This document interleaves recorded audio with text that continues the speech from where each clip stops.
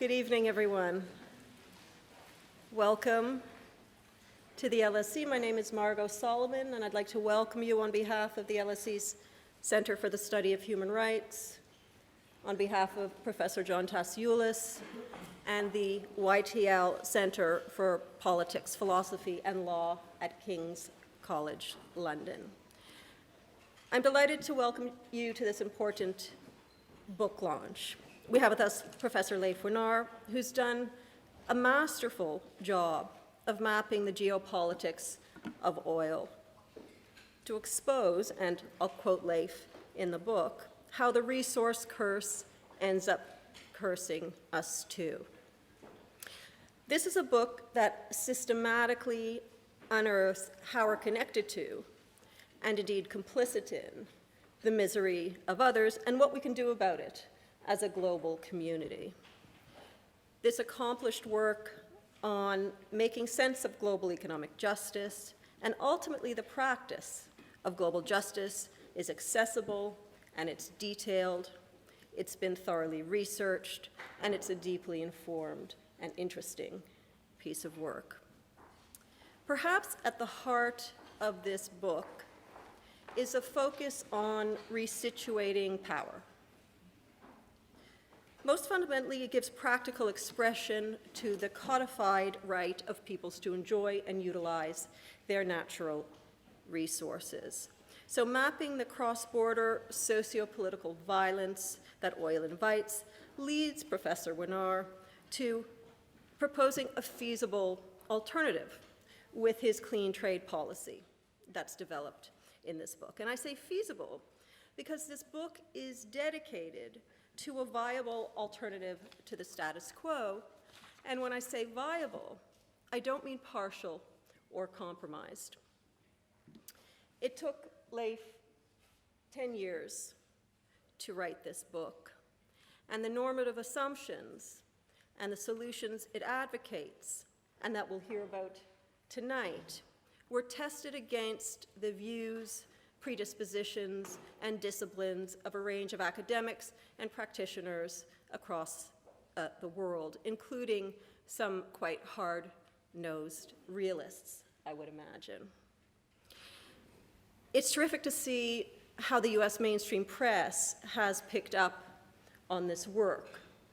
There's been op-eds in a range of outlets, including the Wall Street Journal, the New York Times, and others. Leif recently spoke at the UK Parliament. I understand he's on his way to Princeton, and he's doing, making a concerted effort to expose the findings of this book and to engage people with this important work. So it's really our good fortune to have Leif with us tonight to explore the book's themes, and I think to push us to think harder and to expect more of ourselves and to expect more of this world. So before I take a few minutes and introduce our distinguished speaker, allow me, if I may, just a few points on housekeeping. This event tonight is being audioed and video recorded, and if everything goes well, they should be posted online within a few days. There's a Twitter hashtag. Is it on the screen? There it is, hashtag LSE Blood Oil, so feel free to tweet if that's the kind of thing you do. But do please otherwise turn off your phones or turn them onto silent. We'd also request that nobody other than the official photographers and videos take photos, and that's of us and of the screen as well. So what we'll have is, as is tradition here at the LSE, have Leif speak for around 40 or 45 minutes, and then we'll leave plenty of time for discussion, for questions and answers, for comments from you, and I look forward to that, and I know that that Leif does as well. Immediately following the talk, which will end promptly at 8 o'clock, there'll be a book signing. For those of you who want to buy the book, Leif will stay and sign copies, and there'll also be a reception. Everybody's warmly welcome to join us on the 5th floor of the old building, but we'll be guided there, so do come along if you're free. We have with us Professor Leif Wenar, He holds the chair of philosophy and law at King's College, London. He holds a PhD in philosophy from Harvard University. He's been a visiting professor at all sorts of preeminent institutions, a very impressive list, a few of them Princeton, Stanford, Australian National University, as well as the Carnegie Council on Ethics and International Affairs.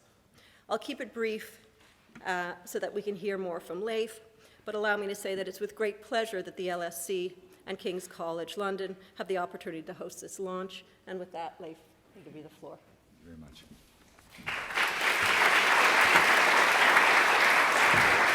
Thank you. Thanks so much, Margot, and I'm really grateful to Margot and the LSE, and also to King's, my home institution, for hosting this talk. And thank you very much for coming out on a cold March night to hear a talk on something called blood oil. Now, I imagine some of you are here because you're looking for a topic that's cheerier than looking for the early returns to the American presidential primaries, and I'm glad to be able to cheer you up a little bit from that set of topics. You might expect that with a book like Blood Oil, I would be talking mostly about the extreme injustice that our governments in the West have inflicted on countries like Iran and Iraq for many decades, or about the reprehensible actions of our oil companies, both overseas and here at home. Now, the book does tell those stories for people who don't know them, but you're a sophisticated crowd, so I am just going to expect that you and I, if we talked, would mostly agree on those things. We would agree about the terrible injustices and hypocrisy of our own governments and companies for all of these years, and that is not what I want to talk about tonight. Tonight, I want to talk about something new, a deeper story, a story that hasn't yet been told. Tonight, we're going to go beneath the headlines and talk about power. How we ourselves are unwillingly a source of absolute power that causes terrible violence and suffering and injustice in our world. The world's problems today are not only our rulers, but also our rules, the rules of power that run the world. Tonight, I'm going to explain how there's one archaic rule of power that we've always taken for granted, but has devastating effects on the lives of people in places like the Middle East and Africa, and which is causing serious instability that threatens our security as well. Tonight, we're going to be philosophers and look at the bigger picture of power in our world and how we might be able to change the rules that run the world to make our future more peaceful and more just and more secure. So, let's get our philosophers' eyes open and take a look from a different angle. Let's take a look at the West's worst foreign threats and crises over the last generation. As we go through these threats and crises, I'm going to ask if you can see that they all have one thing in common. So what do we see when we pick up the paper today? We see ISIS with their beheadings and their atrocities. We see Bashar al-Assad dropping barrel bombs on his own people. We see a refugee crisis coming out of Syria and Putin intensifying it with his own bombing. 18 months ago, it was Putin pushing aggressively into Ukraine. Before that, it was who? Leif, use the mic. Saddam Hussein. And before that, well, Al-Qaeda, probably behind 7/7, right up in Tavistock Square where I live, and also certainly behind 9/11. Before that, Gaddafi, behind everyone from the Lockerbie bombers to the IRA, and if you go all the way back, the genocide in Darfur with its terrible loss of life. Earlier still, the Iranian sponsorship of terrorism for the last 30 years in its region and around the world. And if you're as old as I am, you would remember the Soviet Union surging ahead of the West in the nuclear arms race in the 70s and 80s. To get to the bottom of all of these threats and crises, we need to follow the money. They all have one thing in common. These threats and crises that we've been facing for a generation all have one thing in common. They all come from countries that export a lot of oil. But where did the money come from for all those men? Those armies and missiles and propaganda and bombs are expensive. Where did the money come from for there to pay for their violence? Well, the money comes, of course, ultimately from us consumers, when we buy petrol, for example, at the pump. And not only at the pump, we pay for oil whenever we buy goods almost anywhere. So, let me just ask. Someone tell me, what's the last thing you bought? What's the last thing you paid money for? Call out, please. A cocktail. A cocktail. This time of day? All right, a cocktail. Good. Well, the cocktail was certainly, I'm sorry, I didn't mean to. It depends on what kind of cocktail you had, but the cocktail was certainly brought here by transportation that was powered by oil. 90% of the world's transportation fleet runs on oil. Almost every car, truck, ship, and plane is now oil powered. Someone else give me an example. The last thing you bought. Crisps. The crisps were grown with, the potatoes were grown with nitrogen that was extracted by oil. If it was some tech that you happened to buy, then the plastic was oil. Everything that's plastic is basically oil. Almost everything we buy every day is either made with oil, made from oil, or transported by oil. And that means that whenever we go to the pump, we may be sending money to men who consider us to be their enemies. And whenever we go to the checkout, we might be financing the spread of ideologies that are hostile to our way of life. The men behind the threats and crises of the last generation have gotten trillions of dollars, pounds, and euros from us over the years. And why? Why are those men getting our money? Well, my main message tonight is it's because of one bad, old law that's been around for ages.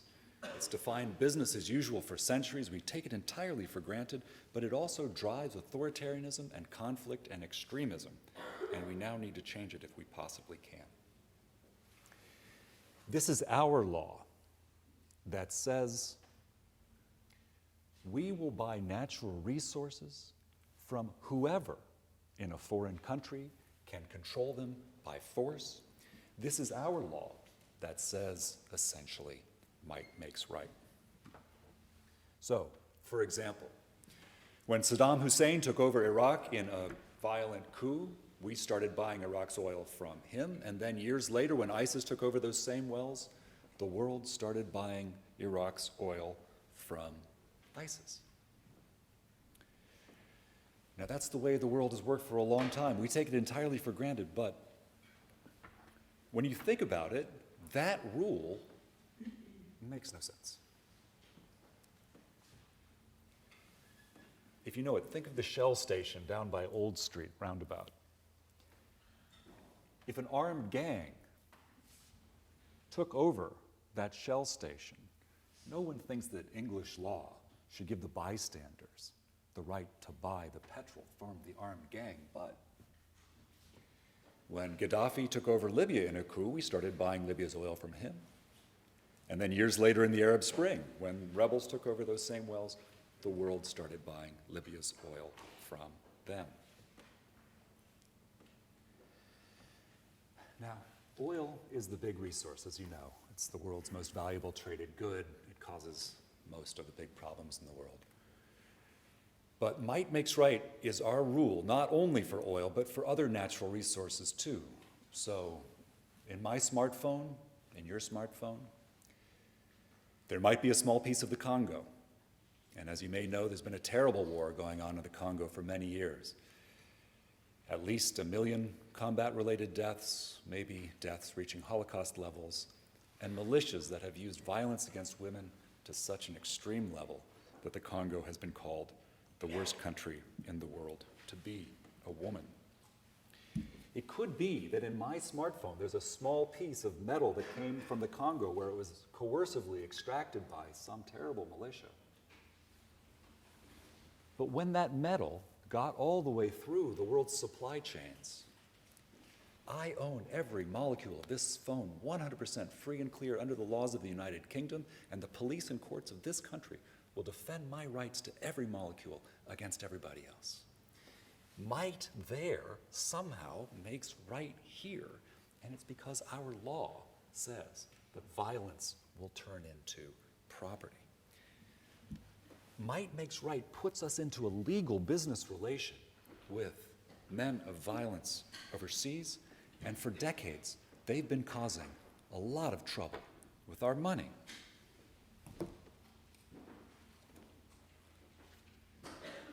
Because we say that whoever can control resources by force will get a lot of our money.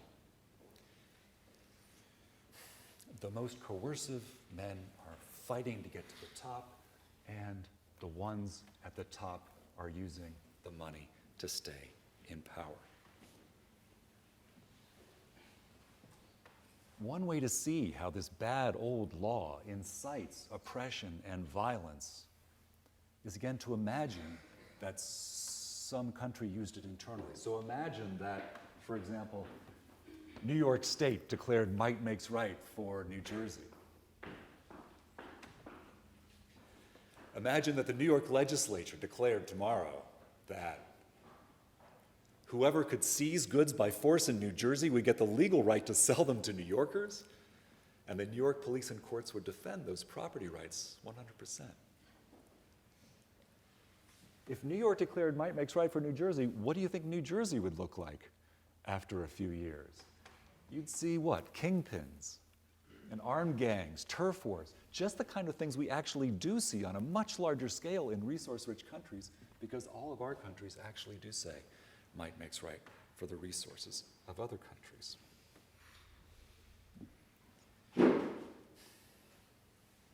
Since we use might makes right for resources, since we reward control of oil with such big money, armed groups can use that money to start or escalate a war, as we see in Iraq and in Libya. Authoritarian regimes can use the money to buy the muscle and the loyalty that they need to stay in power. And if it's the Saudi regime that gets the money for the oil, then they can, as they have for decades, spread this extreme, intolerant version of Islam around the world by funding madrasas and study centers and mosques. And it's that version of extreme Islam that we now see mutating into jihadi terrorism, not only in the Middle East and Asia, but also on the continent, and maybe even here.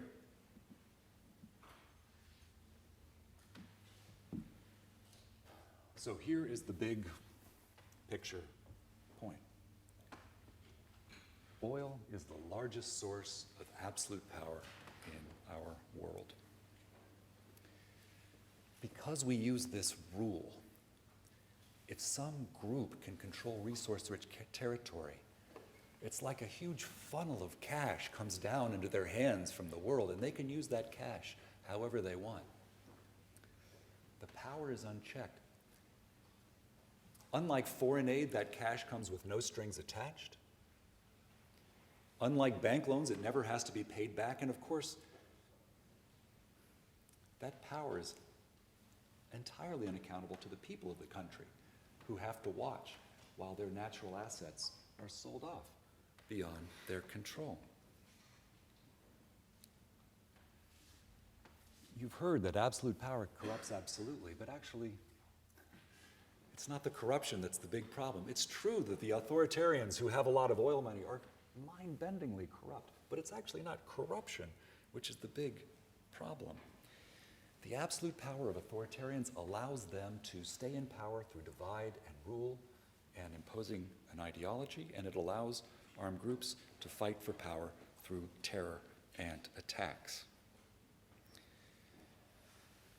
The unchecked power of oil is a large source of the oppression and instability we see in major oil-producing countries. And the tools that we outsiders have to try to check the absolute power of those who control oil are clumsy at best. Think about what we can do to try to control the power of oil. We can form an alliance with the authoritarian, as we've done with the Shah, or Saddam, or Gaddafi, or the Saudis. How's that worked out? We can take military action. We can go to war, as we did against Saddam twice, first Gulf War, second Gulf War. We can take Gaddafi out. We can cover the region with drones. How's that working out? Sanctions on Russia, Iran, Iraq, Sudan, Syria. How's that? These are our main tools for checking the power of oil. They're expensive, they have terrible consequences, and they often don't work well. Here is the verdict of our use of these tools by the director of the CIA giving testimony in Congress a couple weeks ago. The violence and the instability in the Middle East is the worst that it's been in 50 years, and it's a region facing unprecedented bloodshed. For 40 years, our efforts to check the power of oil from outside have largely failed, and it's produced a group of oil exporting states that are either aggressive or unstable, or both. And I'm very sorry to say that it looks like things are going to get even worse. There's an arc of oil in the world that runs from Russia through the Middle East into Africa. That's where most of the world's oil is. And the countries in red are the authoritarian or failed states that produce a lot of resources. Unfortunately, the southern half of that arc is now also the area that, because of climate change, scientists tell us will become hotter and thirstier as it becomes more crowded and also more hungry. And that is likely to mean that arc of oil is going to become even more unstable than it has been. So, the headlines of our lifetimes have shown the power of oil and what it's done to countries that produce it under business as usual with might makes right. And if we thought the last 40 years were bloody and scary, the next 10 may be truly challenging.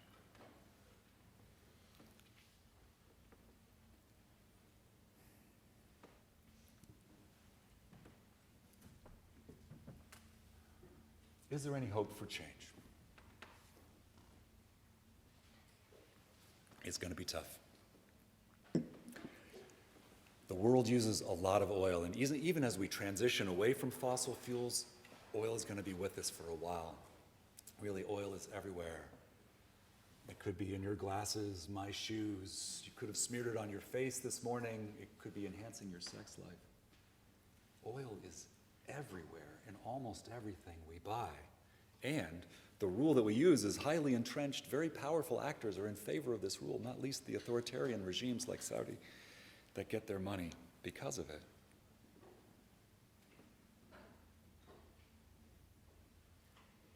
After looking at this for 10 years,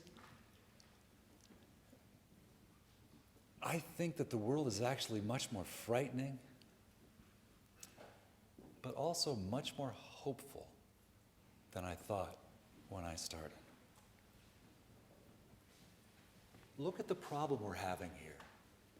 There's this bad, old rule which makes no sense from an ordinary perspective, which is giving us escalating crises and threats. The problem is that oil is a source of unaccountable power. We can't control it from the outside. From a political science standpoint, the solution to this problem has to be clear. The solution to the problem that we're seeing, the only source of checking the power of oil and other resources, it just has to be an empowered citizenry of the resource-rich country. The only source of checking the power of resources has to be the people themselves in the country where the resources are located. They're right there, living on the ground. If you want a quick bit of evidence for that, let me give you this. Where's oil been bad for a country? Where's it been good for a country? Oil's been good for countries when the oil money came in while the government was accountable to the people. Think of Norway. Lots of oil money. The people controlled the government enough to make the government use that money for public goods, goods for the people. Think of Botswana with its diamonds, the miracle of Africa. Again, the people were in control of the government enough so that the resource money went to the people instead of the countries where resources have caused trouble, where the money has gone to a strongman or armed groups to cause more oppression and violence. So the source.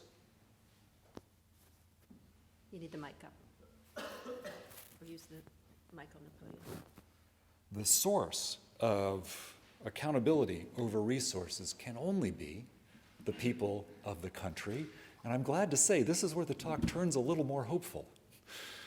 I know it's been grim so far, but actually, there is at least the grounds for hope. Fortunately, the world has already agreed, at least in principle, to a better modern principle than might makes right for resources. And that is nothing but the principle that a country belongs to its people. The principle that it's the people and not power who should have the ultimate right to decide what happens to the land, including its natural resources. The principle of popular resource sovereignty. Now, all that principle means, in practical terms, is that a government should have least basic accountability for what it does with the country's resources. The test for popular resource sovereignty is just, can the people find out what's happening to their resources? And can a majority change what the government is doing without fearing for their safety or their lives? I'm not saying that popular sovereignty is great. I mean, it is great. But I'm saying that this is the only solution to the unaccountable power of oil. And this is a principle that's already widely believed, certainly in our own countries in the West. This is a principle very familiar around here, from Magna Carta to the Chartists to the suffragists in America, Declaration of Independence, Lincoln's first inaugural. But the really hopeful thing about our position in the 21st century is that this principle is already accepted, at least as an idea, across the world. The whole world now speaks the language of popular resource sovereignty. So leaders around the world habitually say the oil belongs to the people. And it's not only Tony Blair and George W. Bush, it's also the Parliament of Norway and even Ayatollah Khamenei. All these leaders stand up and say the oil belongs to the people. Large majorities of individuals, when polled, say that they favor popular sovereignty as a system of government, even in the Arab states and even in the People's Republic of China. And maybe most hopeful of all, as a result of the great struggles for self-determination in the 20th century, almost every country has already signed a major treaty that just says in Article 1 this: all peoples may for their own ends freely dispose of their natural wealth and resources. It's sitting right there in the big human rights treaties. Insofar as the world has heroes like Gandhi and Mandela, it's been heroes of self-determination, and they've left this legacy of the principle in the documents that 98% of the human beings in the world live in a country that's already ratified one of these treaties. So public opinion is there, the leaders already speak the right language, the treaties are already signed. That's hopeful. The whole world talks the talk. The world has substantially agreed on a better principle for resource trade, but that's only at the level of ideas. As you know, it's not at the level of reality. None of our countries have put that principle into practice. But what if they did? What if our countries did what they said they believe in? After looking at this problem for all these years, my conclusion is that our best hope for getting out of this very difficult spot that we're in is actually for our countries to change our own laws internally so that they align with our principles. In this case, our best hope is not the hard power of invasions and sanctions. Our best hope actually is ending the hypocrisy and aligning our laws with our own ideals, running our own countries by our own principles. So let me just offer you now this plan for us to discuss. This plan will have costs. It's going to be hard. It will not magically change the world into a world of peace and justice. But I think it actually is the best path we have to get away from the trouble that's coming. The plan is for our countries to make our own principle into our own law. Okay, we believe that a country belongs to its people. If we believe in that principle, then when a country's resources are sold off by someone who's not even minimally accountable to the people, an authoritarian or armed group, those resources are stolen from the people. Under that principle, over 50% of the world's traded oil right now is literally being stolen from the people of the country where it's extracted. If Britain made that principle into law, we would no longer take ourselves to have the right to buy oil from those who were selling it without any possible authorization of the people. And on that day, we would no longer be in legal business relationships with the oppressive and aggressive actors overseas who are causing their people and our people so much trouble.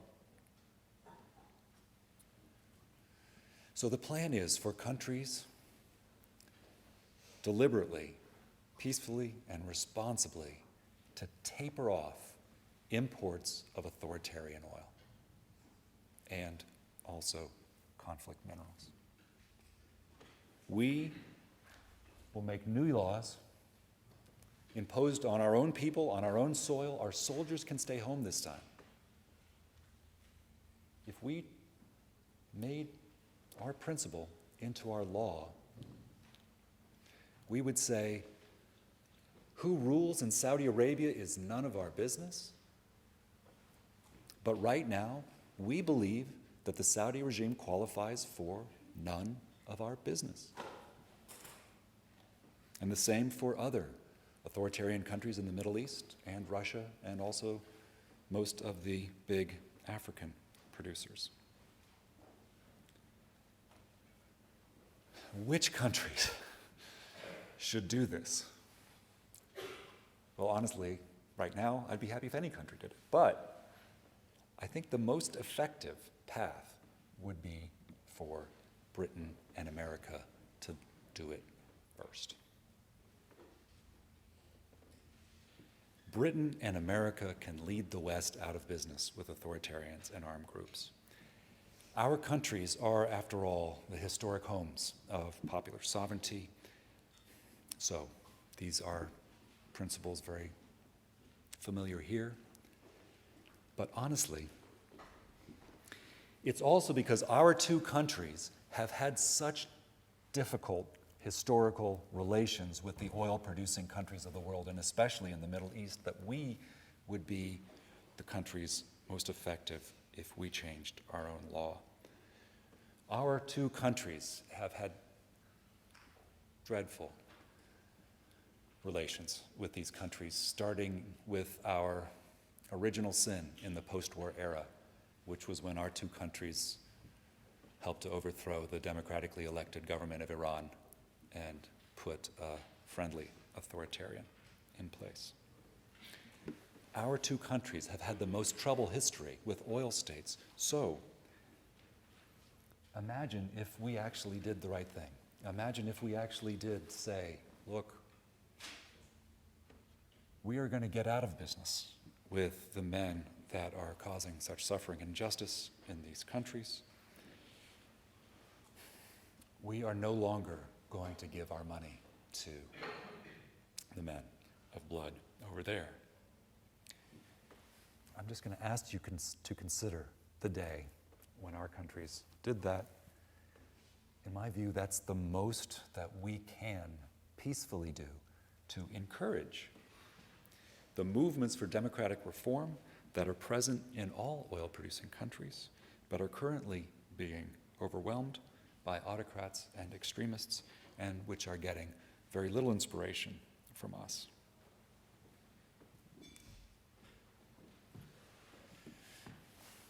If our countries can lead the West away from authoritarian oil, it will then be up to the big Asian importers to decide whether they want to announce the same thing. It'll be up to China to decide whether they want to keep importing authoritarian oil forever, or if they just want to announce, and all they have to do is announce, that at some point in the future they will also stop buying stolen oil. That's, of course, up to the Chinese.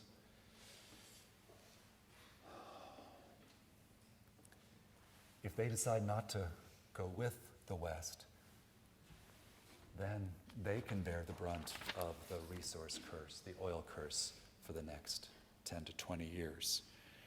That will be unfortunate, but at least we'll be spared the worst effects of the instability of the Middle East, since we'll not be getting energy there, and the Chinese will learn the hard way that better governance in oil-producing countries is critical for the security and prosperity of their own people.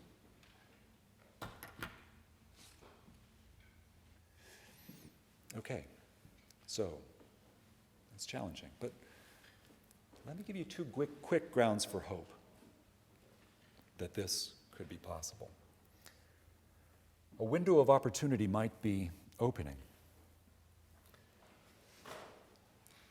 I know I've been talking for a while, but here, if you have to take home one message from this talk, the West does not need authoritarian oil anymore. The West has enough energy. It does not need to import oil and gas or coal from authoritarians anymore. Even without the transition to alternatives, which we should definitely do, we don't need that energy. And with the low price of oil right now, the actors who would resist reforms like the authoritarians are much weaker than they have historically been. You've seen it in the papers. They are really feeling the pinch. And let me just put in a plug for this website which we put up called Clean Trade. If you go to cleantrade.org, you'll see there's lots of things that we as consumers can do to encourage our leaders to get us out of business with authoritarians and armed groups. There's boycotts, there's an index of which oil companies do more business with authoritarian regimes, and there's a declaration of principles that you can sign which will tell our governments what laws that they could pass to get us out of business with those men of blood. Now, I know this is a big proposal, and you're going to have questions about how it's going to work. Let me imagine two futures, one where we do it and don't do it, and one where we do.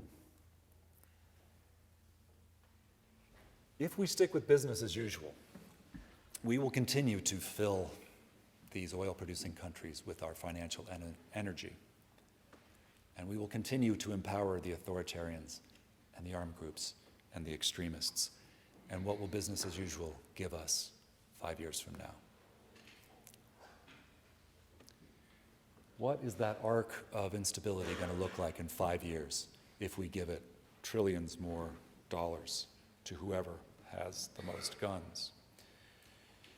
When we wake up tomorrow, we'll have to have a policy towards those countries. If we say that might makes right, what's going to happen to the people of these countries? People of these countries want what? Opportunities and recognition and freedom. They are going to struggle against their regimes. If we keep sending our money to whoever can be most violent, we may force them into armed resistance and extremism, and that's where instability is going to come from, and we will only have these clumsy tools to try to contain the results. So, if we keep with business as usual, what is Al-Qaeda going to look like? Or ISIS in 5 years? What's ISIS 2.0 going to do? Fly armed drones with explosives through the window of Parliament? Paris-style attacks on Russell Square?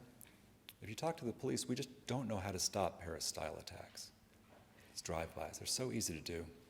We don't know how to stop them.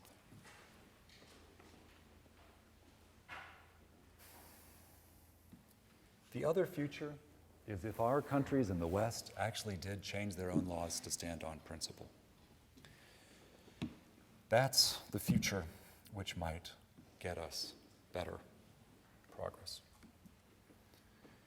If we stood by our own principles, that would be the most we could possibly do to encourage the reformers in these countries who are outside the palaces and often inside the palaces, looking for a window of opportunity to push forward more gradual, peaceful, constitutional reforms. So, two futures. Which one would we take? You all are super sharp. I'm sure you've seen that there are a dozen challenges for us going to that future, and I've been studying this for 10 years, so I'll try to come up with answers to your questions. Let me just try to answer finally at the very end the one question that I get the most as I've gone around trying to say we should run our laws by our principles. And that's just, we can't possibly hope to make big change. And it does seem grim when you look at the newspaper. But the encouraging thing about this story is that the world has overcome this bad old rule of might makes right many times before. And this is the last thing I'm going to leave you with. The last big picture of our history. 300 years ago, might makes right was the world's rule not only for natural resources, but for almost everything, including human beings. 300 years ago, the world's rule for human beings was whoever could control them by force can sell them to us.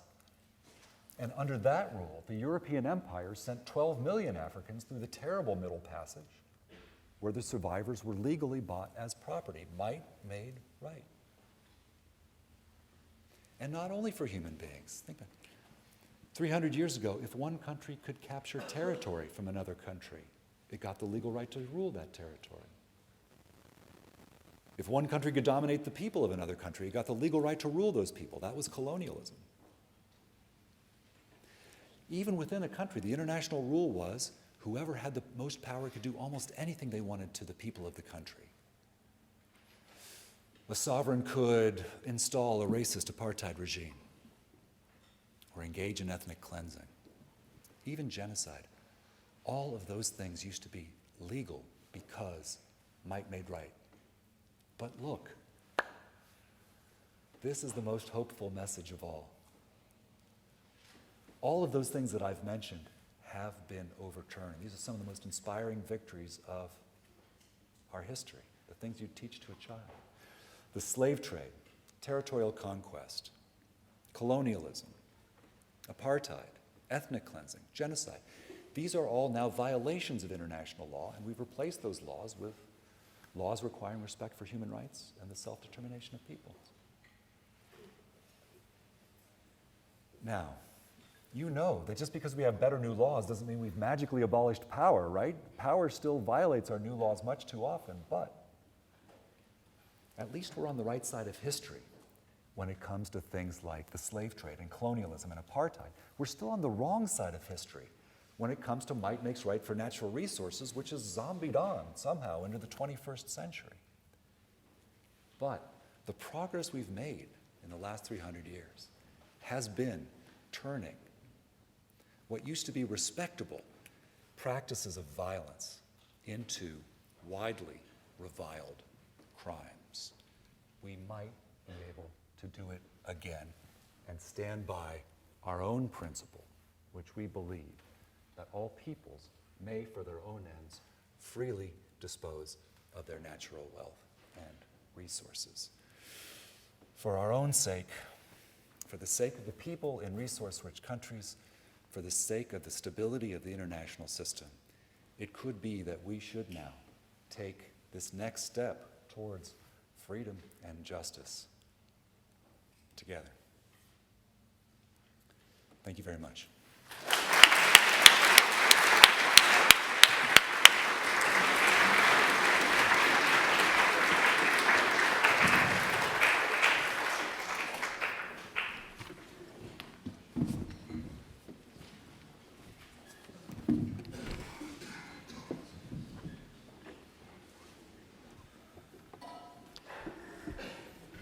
Great. Thank you very much, Leif. And that leaves us a good 35 minutes for comments and questions. I note that in that terrific exposition, there may still be questions about how we go about doing this. What are the 5 or 10 points? What would we have to do first? But let's see if someone poses that in their own way. I'm going to take 3 questions at a time, if that's okay with you, Leif, and I'd be grateful if people could introduce themselves. The gentleman there had his hand up first. There's a roving mic. Please wait for it. Thank you.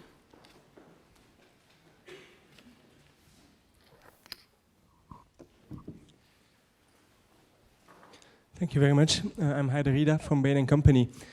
2 very brief questions. One is, have you any idea about how much this would cost, i.e. what would be the effect on the oil price and the supply-demand equation?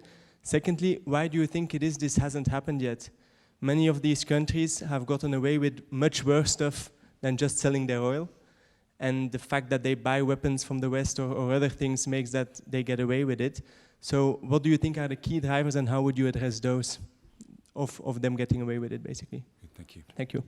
Okay, cost and why we haven't seen change yet. There's a hand right in front. I'll come to the other side of the room shortly. Oh, lots of people here. I haven't turned around yet. I see you now. I see you now. Please. Hi. So both Britain and US have obviously for a few years now pursued a policy of trying to reduce dependence on foreign oil by, some would say, at a great cost to their own domestic supply by drilling in deep seas or Alaska or fracking shale.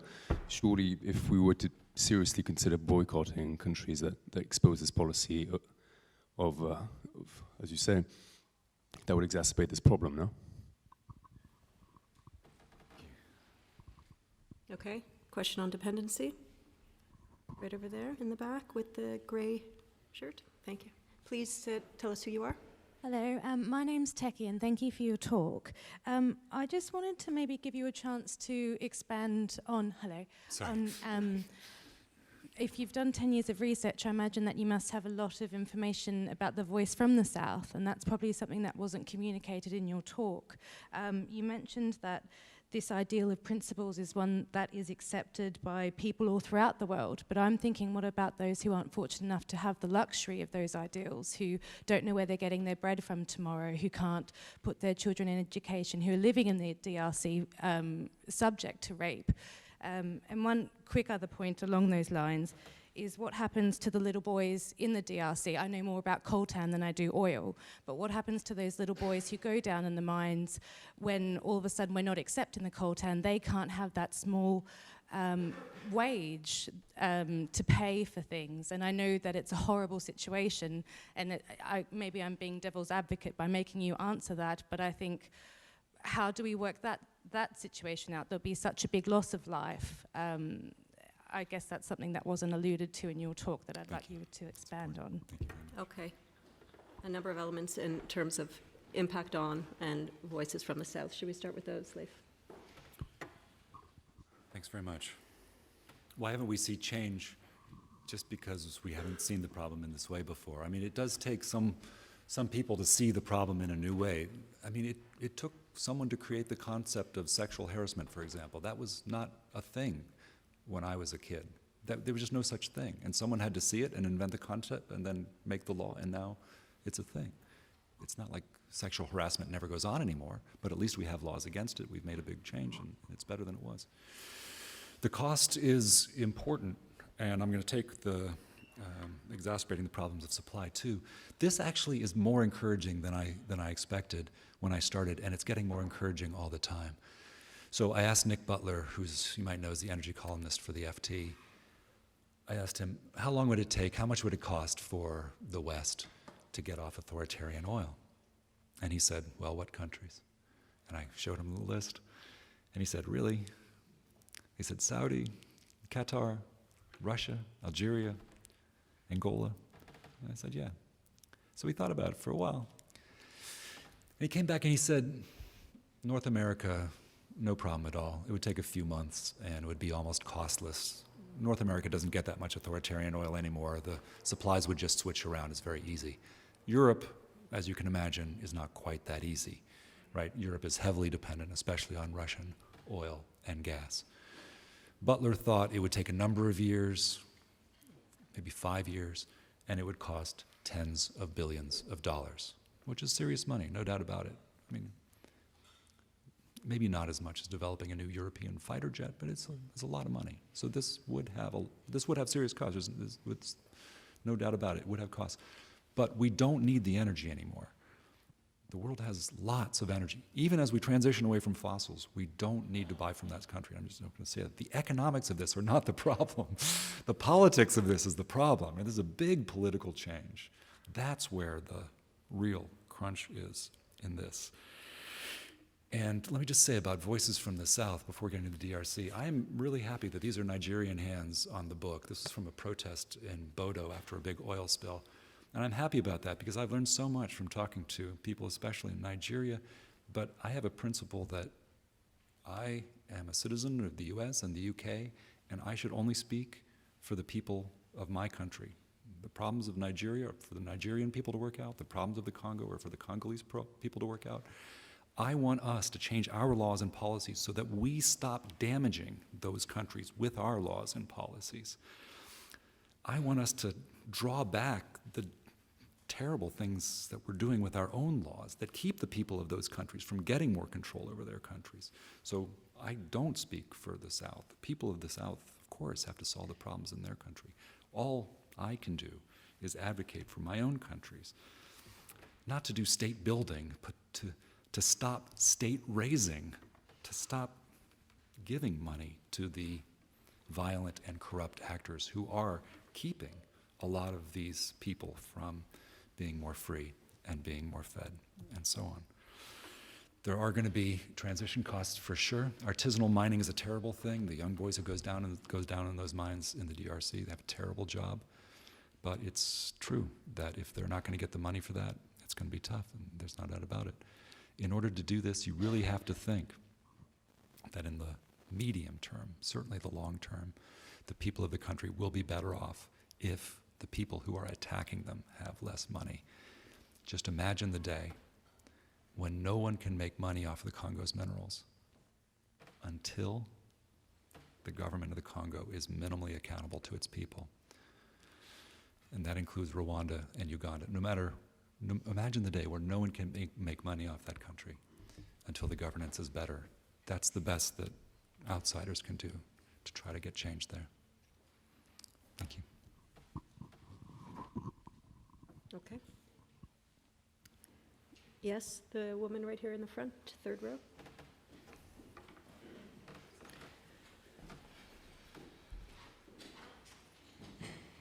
Thank you for a very interesting and uplifting talk. Can you introduce yourself, please? Visaka Fernanda, healthcare worker.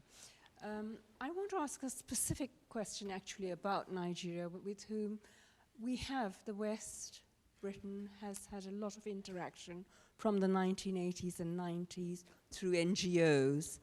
Has there been any even incremental betterment of the management of resources that you can factually, give us details regarding the use of Nigeria's wealth for their own people within that engagement? The woman in green, or with the hand up, yeah. Hello, my name is Oluwaseun, and I'm a Year 12 student from Camp 12 Girls. And I just want to say that what you said about it's a problem between the West and the Middle East. The world is just a lot more than just the Middle East and the West. And how do you feel about industrializing nations and their economies? I'm sorry, did you hear that? Can you say that again? How do you feel about industrializing nations and their economies who believe that the only way to imitate the growth of the West is to follow the archetype of how the West industrialized? So what are they supposed to do? Are they supposed to use green energy, or do you think that they can use their own energy to become as big as China or even America? That's my question. Okay, good. Replicating the West, and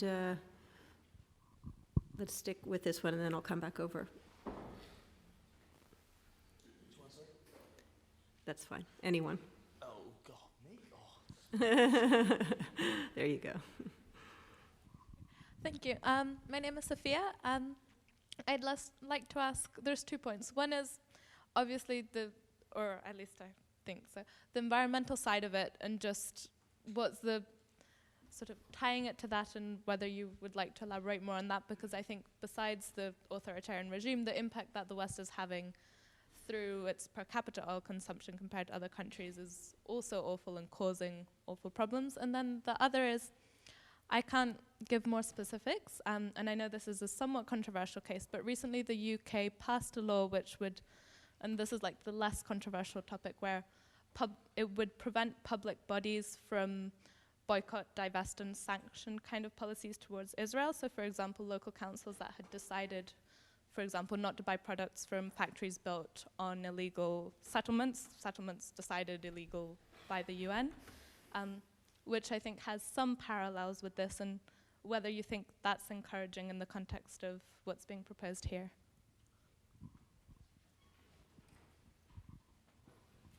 Let's go with those three. Great. Thanks very much. There has been a lot of improvement in Nigeria. I'm really optimistic about Nigeria. I got back from Lagos and Ibadan not too long ago. And there's a new government, and it's the first democratic transition of power.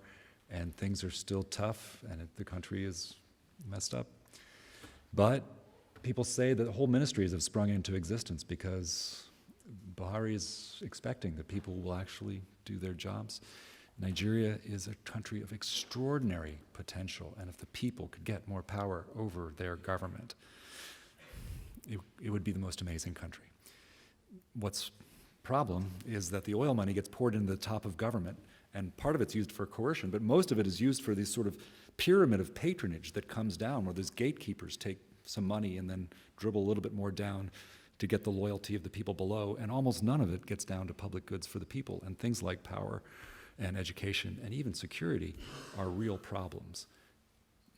Nigeria is slowly, I think, going through its democratic transition, and of course, 99% of that is the actions of Nigerians. If I could put in a plug for one group in Nigeria who's done tremendous work, it's SDN, the Stakeholders Democracy Network down in the Delta in Port Harcourt, who's done fantastic work in building community resistance to the injustice that's been going down there. So I'm really hopeful for Nigeria, but of course, as you know, there's a long way to go. I'm sorry, that was a Nigeria question. What should we do about developing countries? Should they emulate the West? Again, I'm not going to say much about that. It's entirely up to the developing countries to determine their strategy for development. And the environment piece of that is a huge piece. So what about the environment piece and this program? Well, think about what happened in Paris in the fall. What are the two big stories coming out of Paris in the fall?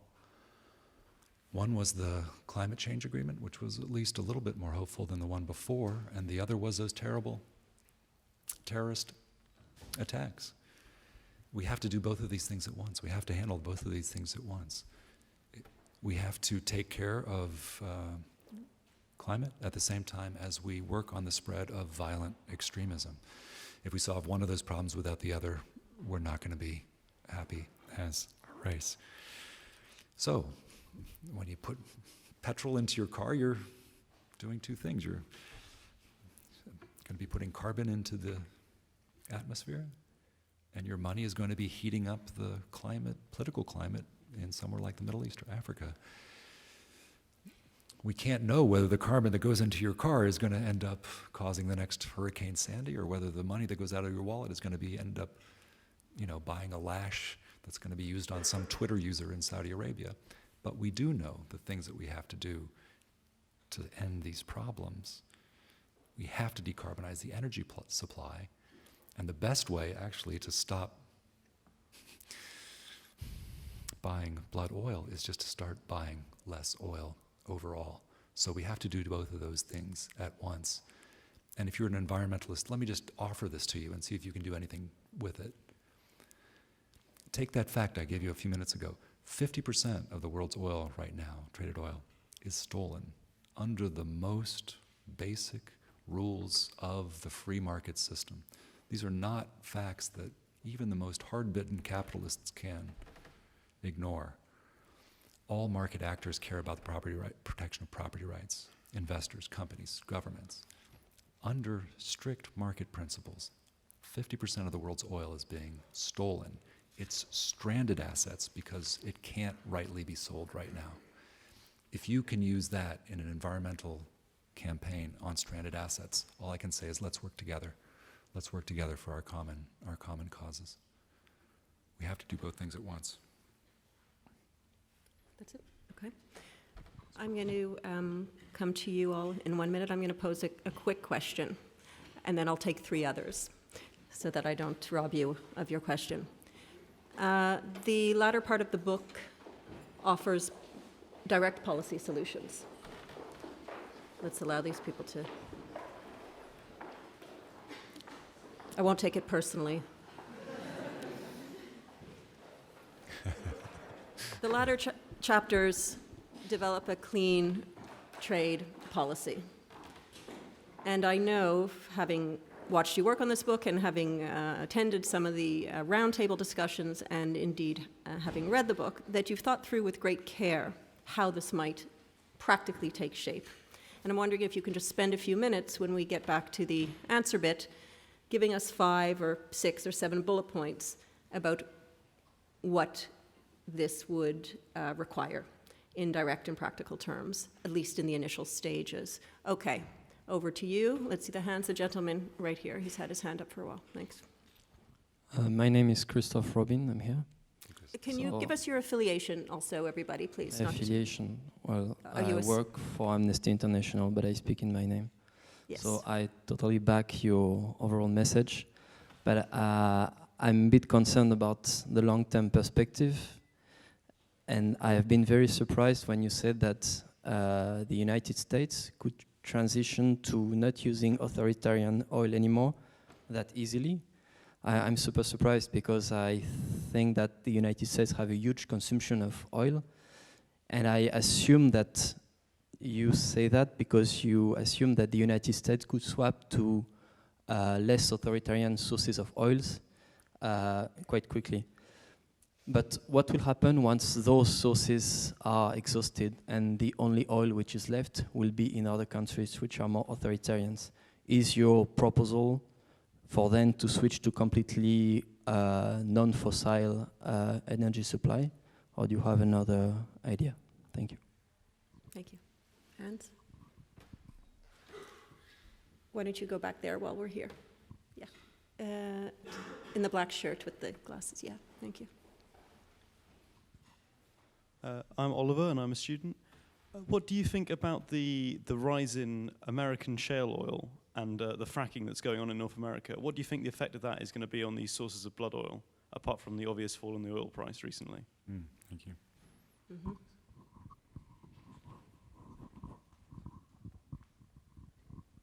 The woman over here against the pillar. Thank you. Thank you.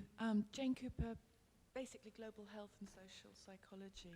That was really interesting, thank you. I see it as a piece of the jigsaw. I think my great interest is whether the species will evolve the social mechanisms it needs to survive this century.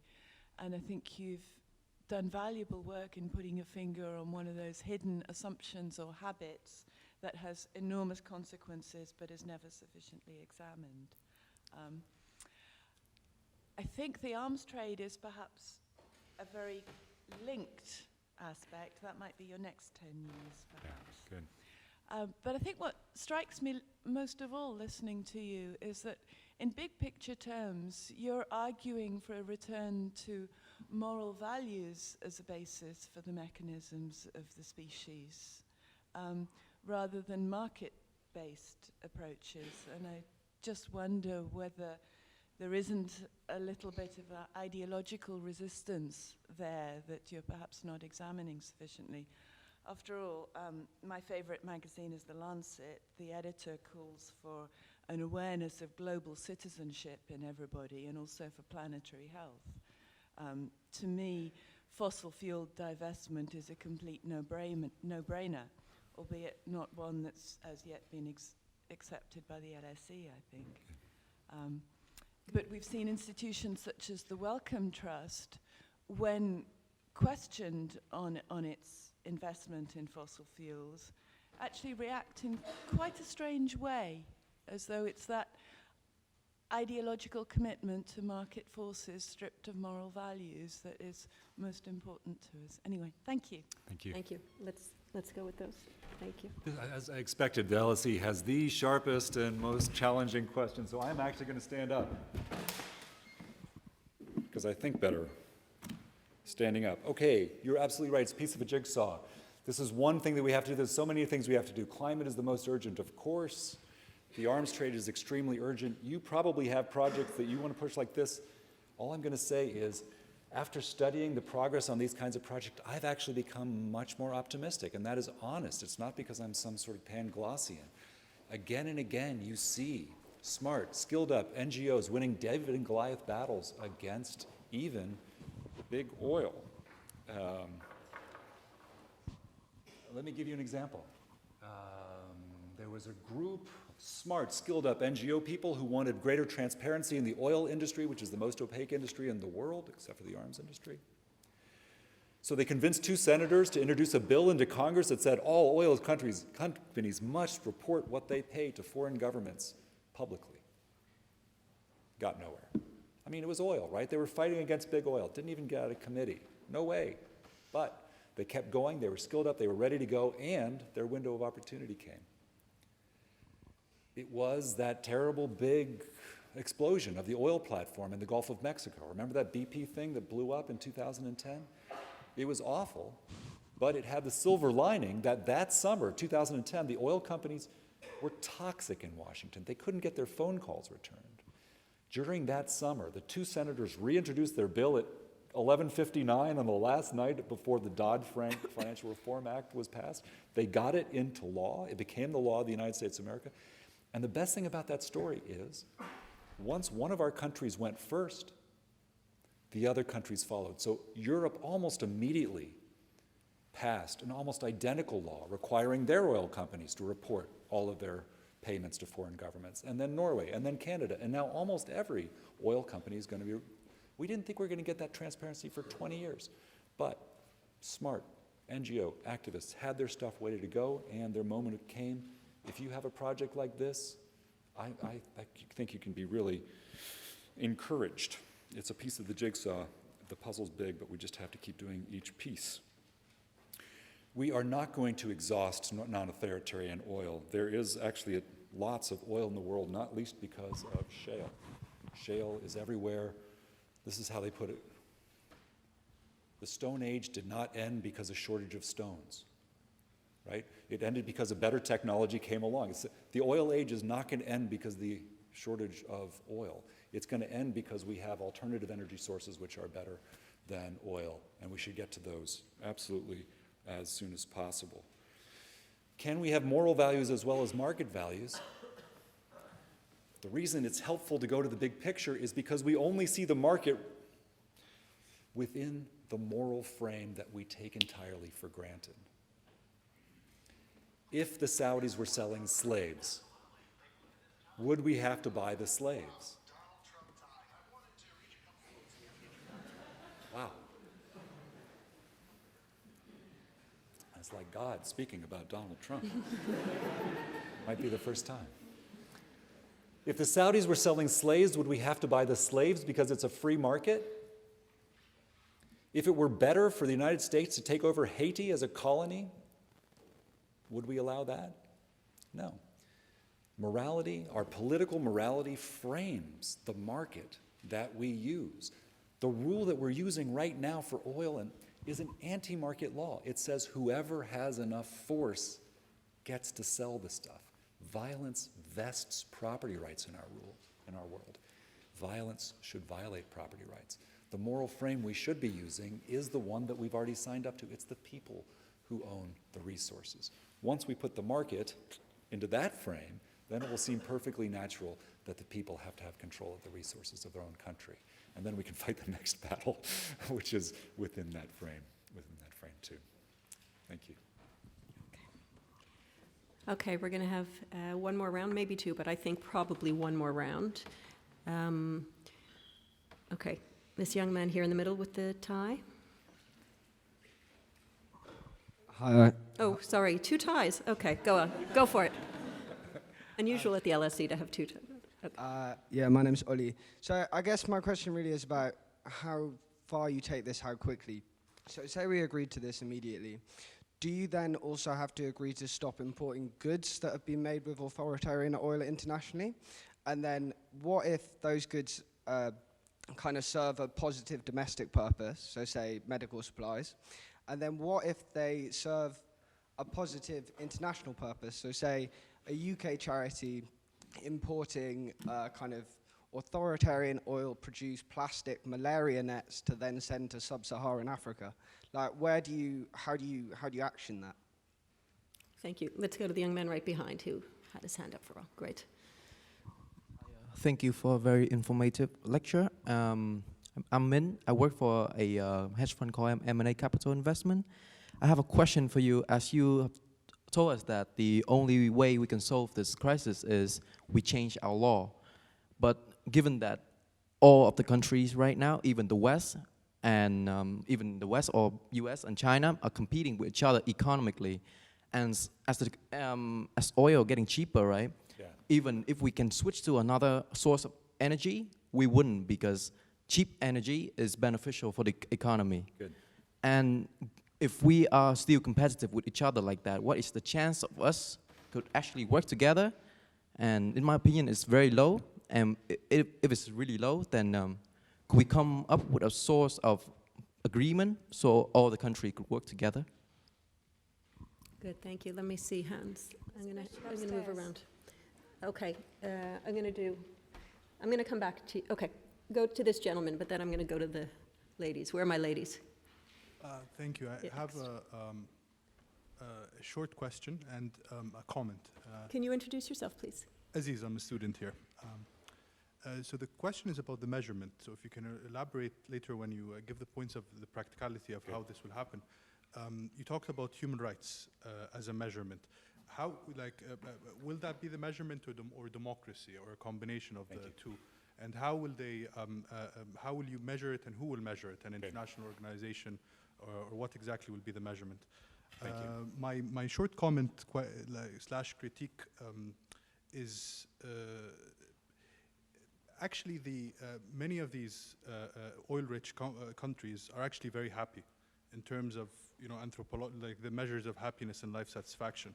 And what I'm getting to here is that when we look at like the Gulf states especially, they are very, very rich. The oil is not distributed equally. Of course, there's very lots of rentierism going on, but they were very unaffected by the Arab Spring, for example.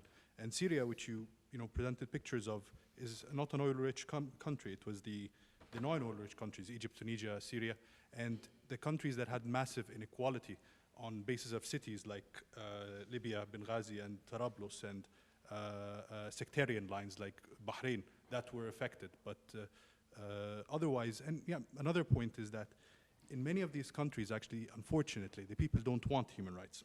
And here I'm alluding especially to Saudi Arabia, for example, an extremely authoritarian state, yes, but a state where, honestly, the leadership is more liberal and more accepting of gender equalities, although there is no gender equality in Saudi Arabia, than the actual population, which is more religiously right-wing than the leadership. So to democracy won't necessarily.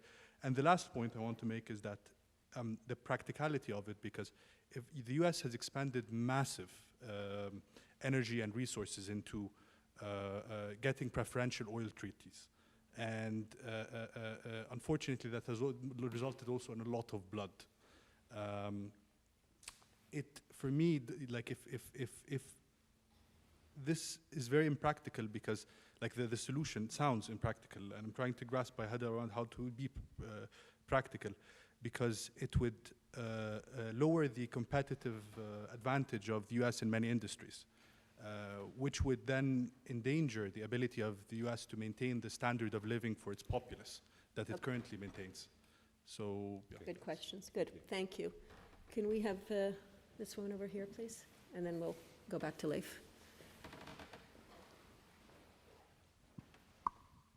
Hello, my name's Emily. I'm a master's student here at LSE. My question is related and just very quick. How do you, and it's about the practicality as well, how do you divest from oil in Saudi Arabia, or stop buying like oil from authoritarian countries where the US is so deeply involved in other sectors? For example, military, like the military is a huge part of our relationship with Saudi Arabia. What happens when all of a sudden Saudi Arabia is just an example, but other countries, how do we answer to them when all of a sudden we just cut off that, that particular resource? How can we maintain relationships and stability in the region in doing so? Thank you. Back to you, and we're going to have one more quick round because we're going to get up in the balcony. So, but over to you first for an attempt at those very good questions. So let me take a couple of the practical ones, and I'm going to try to fold the other ones into an inspiring story. The metrics is important. What's our metric for deciding who we buy oil from right now? What's the measure we use? The measure we use is who has the most guns, who's in coercive control of the territory. That's our metric, that's our measure, and we can do better than that. We must not give this decision to the Foreign Office. We must not give this decision to the State Department to decide which countries have human rights enough and which countries don't. They would game it, and that would lose us what we need most here, which is the trust of the people of other countries.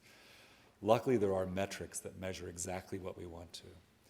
We're looking for the people to be able to hold their government accountable. We're not talking Norway here.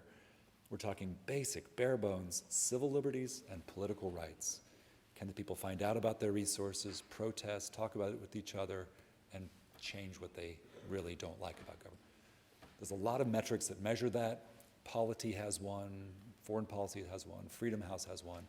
You can get an aggregate of all the metrics and draw a bright line. Which countries do and don't have minimal accountability to their people? It wouldn't be perfect, but it would be better than the metric we have now, which is just might makes right. The transition to the new world has to be handled as carefully as possible. The diplomacy for this will be extremely tricky. We're going to have to tell our Saudi allies, our old friends, that we're not going to buy their oil at some point in the future, and that's going to be tough. People used to say we need three things from Saudi. We need their oil, we need them to buy our weapons, and we need their cooperation on counterterrorism. We don't need their oil anymore.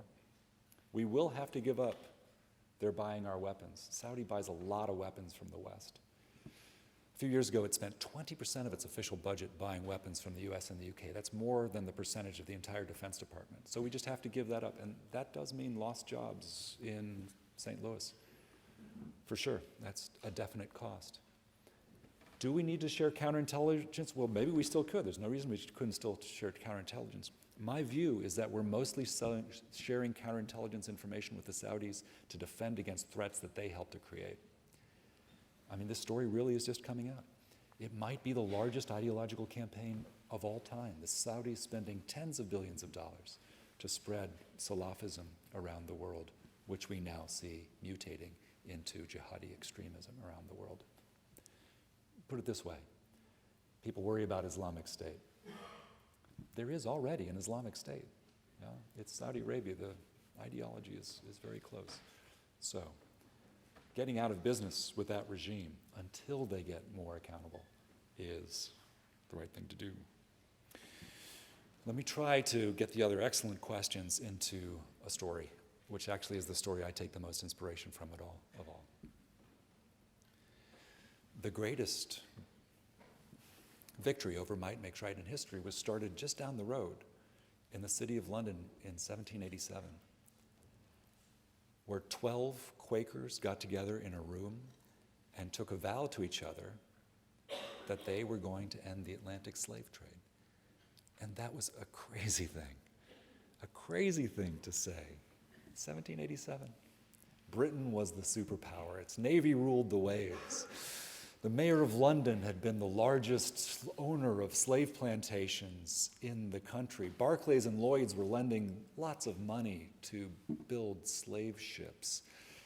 The establishment was deeply entrenched. Even the Church of England owned huge slave plantations, and slave-grown sugar was 5% of the British economy and growing.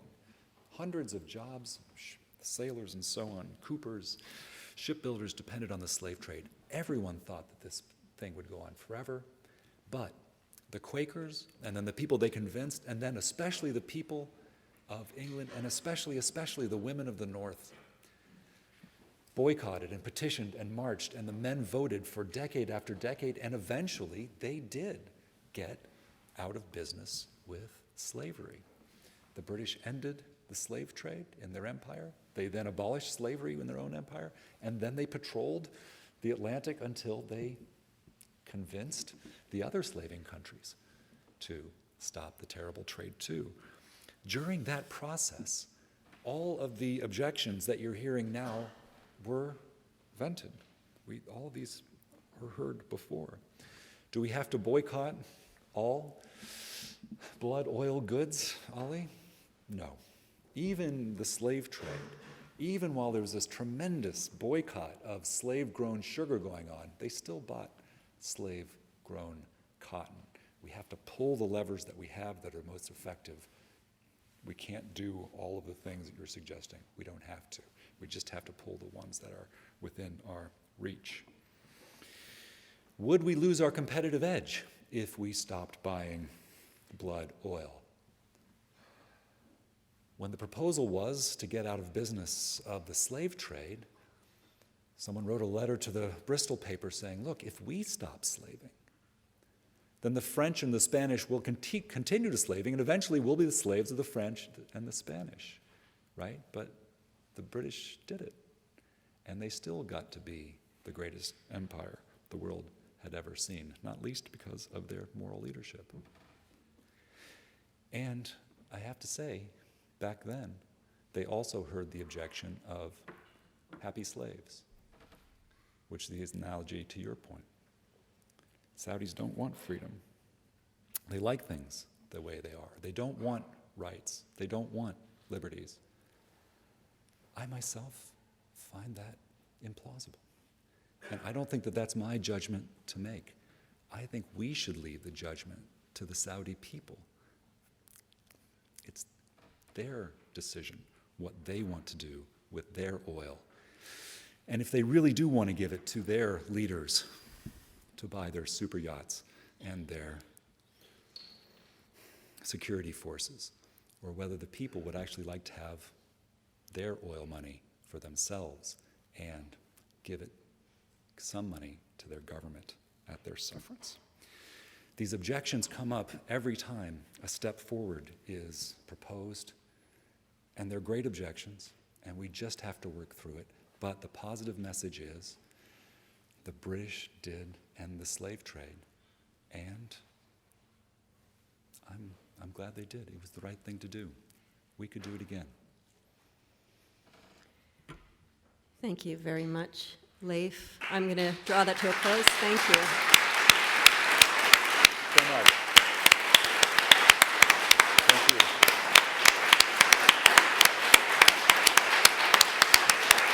Thank you.